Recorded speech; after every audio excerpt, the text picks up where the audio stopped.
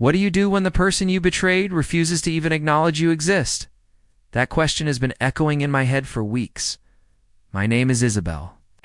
I'm 32 years old, and somehow I became that woman, the one who destroyed the most steady, loving part of her life for nothing more than a fleeting rush. Now, I find myself alone in a rundown studio apartment, lying awake in silence, haunted by memories I can't erase. It all began 6 years ago when I met Nathan. From the very first moment, it felt like magic. We connected instantly. 8 months later, we were living together. By our second year, we bought a small, cozy house in a quiet suburb. Everyone around us said we looked like the perfect couple, and honestly, I believed it. Nathan was dependable, kind, the sort of man who made me coffee exactly the way I liked it. He'd rub my feet when I came home tired from work. He never teased me for binge-watching trashy reality shows. With him, life felt steady and safe. But somewhere down the line, the spark faded. For years in, our life had turned into a routine. Work, dinner, TV, bed, repeat. The surprise date nights, the playful kisses, the little gestures of romance, all of it slowly disappeared.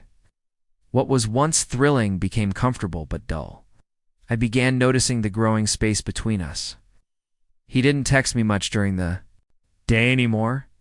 He started coming home later, and even when he did, his eyes barely met mine. And instead of being honest with him, I let other voices creep in. "You're settling," my friend Kira would whisper during girls' nights. "You're still young, Izzy. Don't waste your life being bored." Lana, who treated marriage like a disposable thing, kept pushing the same idea. If he's not making you feel wanted, someone else will. That someone else turned out to be Dylan, the new guy in my office. Sharp suits, cocky grin, and a way of making me feel like I was the only person in the room. At first, it was nothing more than playful banter. Then came the texts. Work at first, then music, weekend plans, even childhood. Scars. He laughed at my jokes. He listened. He saw me. And though I told myself it was innocent, deep down, I knew I wanted his attention. I missed feeling desired. The first kiss happened in his car after a work happy hour. Music playing low, faces too close. Went home that night sick with guilt, but also more alive than I'd felt in years. The guilt stayed for a while, but each drink, each late night at the office, each lingering glance made it easier to justify. Nathan was too distracted, too comfortable, too oblivious. And then I crossed a line I can never uncross. One night, Nathan said he had to work late. I saw it as an opportunity. I invited Dylan to our home, our bedroom, the same room where Nathan once kissed my forehead and promised forever. I won't go into details. You already know what happened. It wasn't love. It was selfishness, arrogance, lust, disguised as connection. And some part of me, some reckless part, wanted to be caught. Maybe then Nathan would realize how far apart we'd grown. Maybe he'd fight for me, but he didn't fight. He vanished. That night he came home early. I had no idea. Dylan was already gone, and I was busy scrubbing lipstick from glasses, fixing pillows we had no business lying on. When Nathan walked through the door, I greeted him with a kiss. He flinched. "How was work?" I asked, pretending everything was fine. "Fine," he said. Just one word, empty. He didn't eat dinner. He didn't sit next to me. He slept in the guest room. The next morning, he stared into his coffee mug and said, "I want to break up." "What?" "Why?" I asked, my voice cracking. "I just do. You need to move out by next week." And that was it. No shouting, no confrontation, just silence. A sharp, crushing silence that said more than any argument could. I begged him to talk. He refused.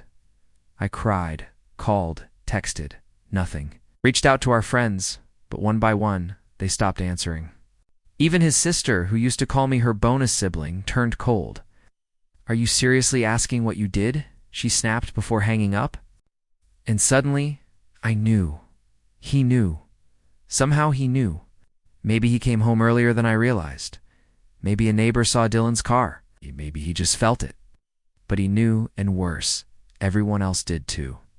The last time I saw Nathan was when he came to pick up the rest of his things.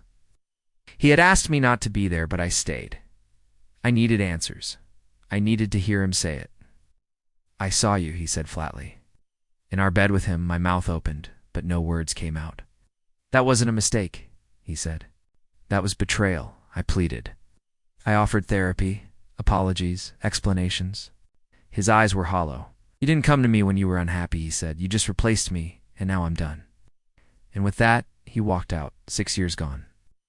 I was left alone with guilt, with shame, with the crushing truth that I destroyed the only man who ever truly loved me. Not Dylan. Nathan. Even Dylan's name started to taste like poison. He kept calling, kept pushing to make us official, as if we were some tragic love story. I blocked him. Kira let me stay at her place for a few weeks, but when I admitted the full truth, even she recoiled. "You brought him into your house," she whispered. "Jesus, is he?" Eventually, I moved into this tiny studio with peeling paint and paper-thin walls. I found a new job that pays less. At least no one there knows who I am or what I've done. And Nathan is thriving. I heard from a mutual friend that he got promoted. He's dating someone new. A beautiful, sweet woman who probably treasures the man I threw away. Sometimes I still reach for my phone, wanting to message him to apologize again, to ask if we could ever try once more. But I don't, because he was right. He doesn't owe me closure, doesn't owe me forgiveness, and I don't deserve it. I lost Nathan. I lost our home. I lost the future we built. All for what a shallow illusion of being wanted by someone who never even really knew me. The worst part isn't the loneliness. It's knowing this was my choice, my mistake.